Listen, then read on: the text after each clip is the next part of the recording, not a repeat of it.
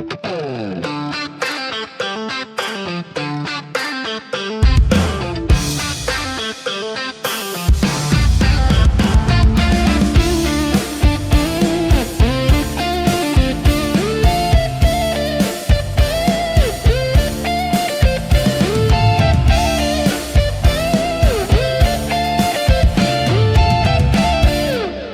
លព្រឹកមួយនោះ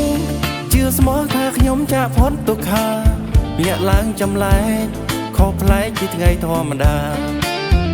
ក្នុងដួងចិត្តមានសេរីផុតទុក្ខភ័យក្តីស្នេហាតួយ៉ាងណាគ្មានស្ដាយស្រណោណោចុះពេលនេះយើងនឹងបែកគ្នារៀមឃ្លាតប្រលឹងមិនដឹងវិលវិញថ្ងៃណាឆ្ងាយភក្ត្រាថ្លាដូចពេញឆ្ងាយជានិច្ចឆ្ងាយចិន្តាឆ្ងាយកាយស្រីឆ្ងាយហត្ថាឆ្ងាយវិចា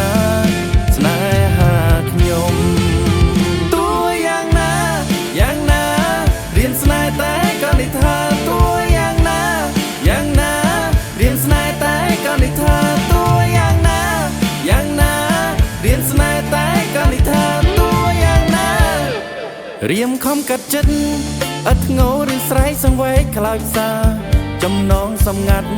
ចាំងមុតភ្លុកលាយអរ៉ា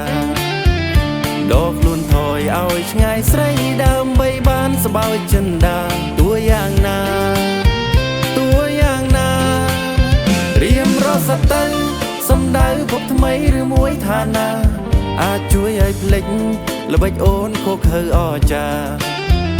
រៀមត្រូវខំបំភ្លេចអូនជីវិតសូនក៏មិនថាបើបានភ្លេចដូចប្រាថ្នាទើបអរ៉ា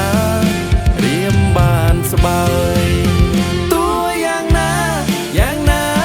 រៀនស្នេហ៍តែក៏និថាតួយ៉ាងណា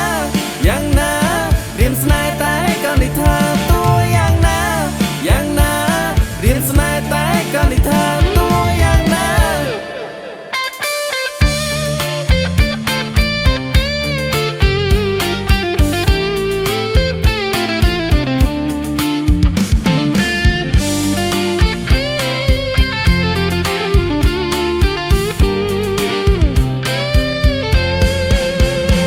ក្នុងរឿងនេះរៀមបានត្រេរីតាមផ្លូវប្រាថ្នាជុំព្រួយកង្វល់សុំយល់ស្គាល់តែសង្ខារៀមលាហើយលាសែនឆ្ងាយប្រត់កាយពីកៅពុំងាតួយ៉ាងណាក្នុងរំបងដៃគូថ្មីមានន័យសុខសាន្តមួយគ្រារៀមអាចកសាងអនាគតនឹងវាសនា